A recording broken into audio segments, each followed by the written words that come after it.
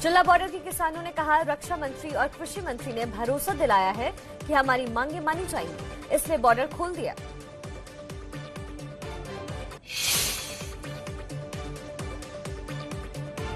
किसान आंदोलन के बीच पीएम मोदी ने गिनाए नए कानून के फायदे, कहा आमदनी बढ़ेगी, फसल को कहीं भी बेचने की आजादी होगी। नीयत और नीति दोनों से किसानों का फायदा चाहती है सरकार।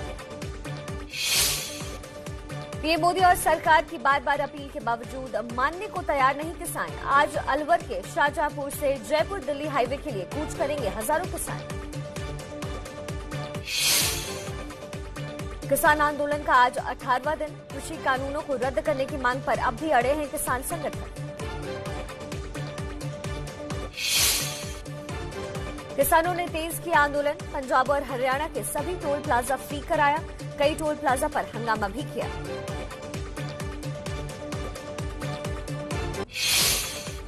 टोल प्लाजा पर किसानों के आंदोलन के चलते पुलिस बल अलर्ट पर रहा। दिल्ली गुरुग्राम बॉर्डर पर भारी पुलिस बल की तैनाती की गई ताकि किसानों के आंदोलन उग्र न हो सके।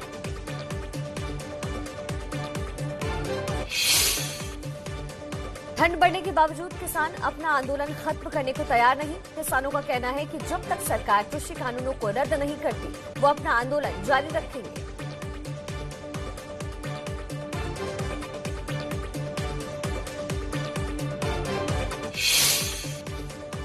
किसानों के आंदोलन के बीच सुखबीर बादल ने फिर पीएम मोदी से की अपील, कहा किसानों की बात सुनी जाए।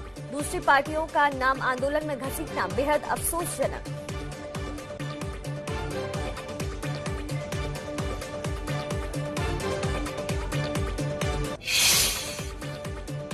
किसान आंदोलन का नाम लिए बगैर बोले सीएम योगी आदित्यनाथ, कहा देश की अखंडता को तोड़ने के लिए दंगे और अराजकता फैलाने वाले नए रूप में प्रयास कर रहे हैं। केंद्रीय मंत्री पीयूष गोयल ने कहा, किसान आंदोलन माओवादी और नक्सल ताकतों से मुक्त हो जाए तो किसान भाई बहन जरूर समझेंगे कि कृषि कानून उनके और देश हित के लिए है। कृषि कानूनों के समर्थन में बिहार बीजेपी करेगी किसानों की रैलियां और सम्मेलन।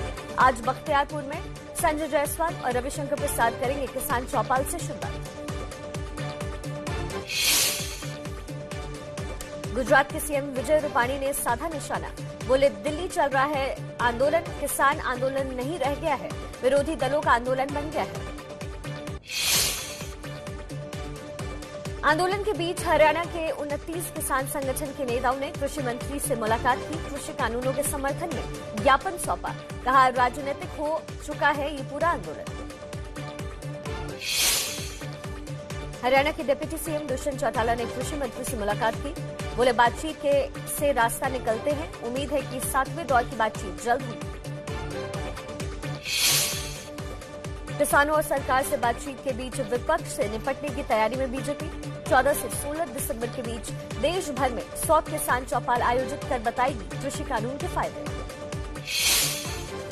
किसान आंदोलन में कूदे एनडीए के घटक दल आरएलपी के नेता हनुमान बेनीवाल, सरकार को बिल वापस लेने के लिए 7 दिन का अल्टीमेटम दिया, कहा अगर लोकसभा में होता तो बिल फाड़ देता।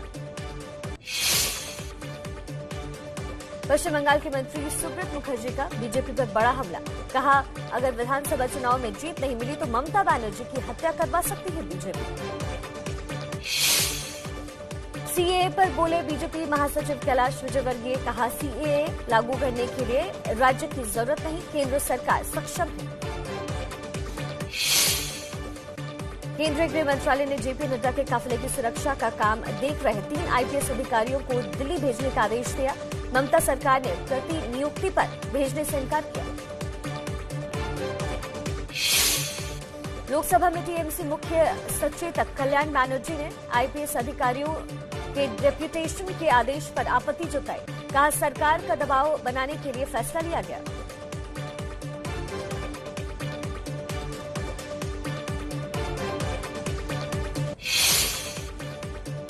बंगाल बीजेपी के उपाध्यक्ष बोले आईपीएस अफसरों को केंद्र सरकार ही कंट्रोल करती है, ऐसे में केंद्र के निर्देश को मानना ही पड़ेगा। उत्तर 24 परगना में जनसंपर्क अभियान के दौरान बीजेपी कार्यकर्ता की पीट कर हत्या कर दी गई।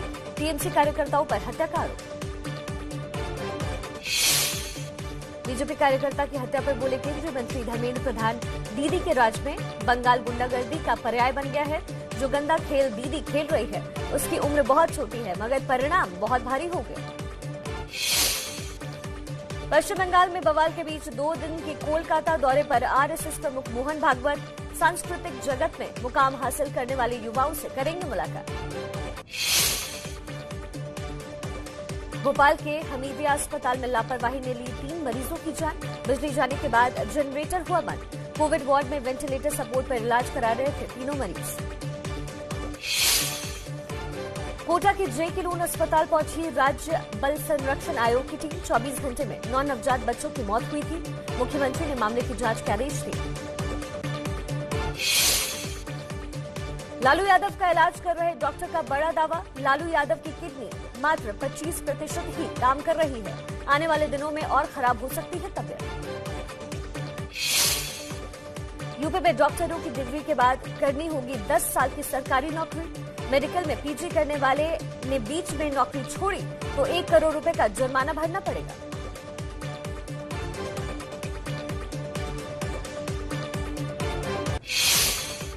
हाथरस मामले में दंगा भड़काने का आरोपी पीएफआई का महासचिव रऊफ शरीफ विदेश भागते वक्त गिरफ्तार किया गया।